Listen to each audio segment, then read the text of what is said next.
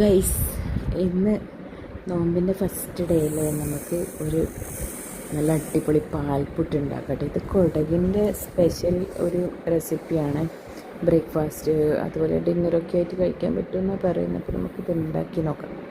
അപ്പം ആദ്യം തന്നെ ഒരു കപ്പ് റവ, പിന്നെ അതിന് കണക്കായിട്ടുള്ള ഉപ്പ്, പിന്നെ അതിൻ്റെ കൂടെ ഒരു ടേബിൾ സ്പൂൺ പഞ്ചസാര ചേർക്കുന്നുണ്ട്. പിന്നെ ഒരു കപ്പ് പാൽ, പശുവിൻ പാൽ ചേർത്തിട്ട് നന്നായിട്ട് ഇളക്കുക. അതിൻ്റെ കൂടെ ഒരു ടേബിൾ സ്പൂൺ പശുവിൻ നെയ്യ് ചേർക്കുക. അത് നന്നായിട്ട് മിക്സ് ചെയ്യുക. പിന്നെ ഇതിൽ ഞാൻ വീഡിയോ എടുക്കാൻ വിട്ടുപോയ ഒരു കാര്യം, ഒരു കപ്പ് തേങ്ങയും കൂടെ ചേർക്കുന്നുണ്ട്. പിന്നെ പോരാത്തിന് കുറച്ചും കൂടെ പാൽ ചേർക്കുക. എന്നിട്ട് ഒരു 10 മിനിറ്റ് റെസ്റ്റ് ചെയ്യാൻ വെക്കുക.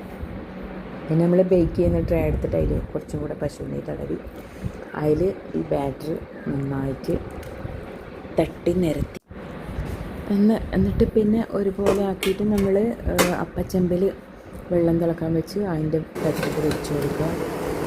മൂടിയിട്ടിട്ട് 10 മിനിറ്റ്, കൂടിപ്പനി 15 മിനിറ്റ് നല്ല അടിപൊളിയായിട്ട് വെന്തെടുക്കുക. പിന്നെ ഞാനിത് തട്ടുന്നതിന് മുന്നേ തന്നെ കട്ട് ചെയ്തിട്ടാട്ടോ പ്ലേറ്റിലേക്ക് തട്ടിയത്. ഇതുപോലെ ഒന്ന് ഇളക്കി വെച്ച് പിന്നെ നന്നായിട്ട് കട്ട് ചെയ്ത് ചെറിയ ചെറിയ പീസായിട്ട് കട്ട് ചെയ്ത് പ്ലേറ്റിലേക്ക് തട്ടിക്കൊടുത്തു. ഗൈസ്, നമ്മളെ അടിപൊളി പാൽപ്പുട്ട് റെഡിയായി. ഇത് നോക്ക് എന്ത് സോഫ്റ്റ് എന്നറിയാം. പിന്നെ ഇത് അടിപൊളി ടേസ്റ്റുമാണ്. മസ്റ്റായിട്ട് ഒരു പ്രാവശ്യമെങ്കിലും ഒന്നുണ്ടാക്കി നോക്കിയിട്ട് കഴിച്ച് നോക്കി. ഇത് അടിപൊളിയാണ്, നല്ല ടേസ്റ്റുമാണ്. ആ തേങ്ങയും ചെറിയൊരു മധുരവും ഒക്കെ ആയിട്ട് അടിപൊളി ടേസ്റ്റാണ്. ഇതിൻ്റെ കൂടെ നല്ല ബീഫ് കറി, ഞാനിപ്പം ഇതാണ് കോമ്പിനേഷനായിട്ട് കഴിക്കുന്നത്.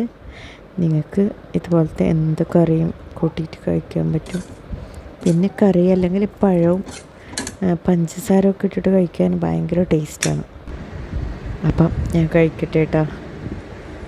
ഓക്കെ, ഇന്ന് ഫസ്റ്റ് നോമ്പല്ലേ, അപ്പം എല്ലാവരും സന്തോഷത്തോടെ, സ്നേഹത്തോടെ, സമാധാനത്തോടെ ഇരിക്കണം. ഓക്കെ.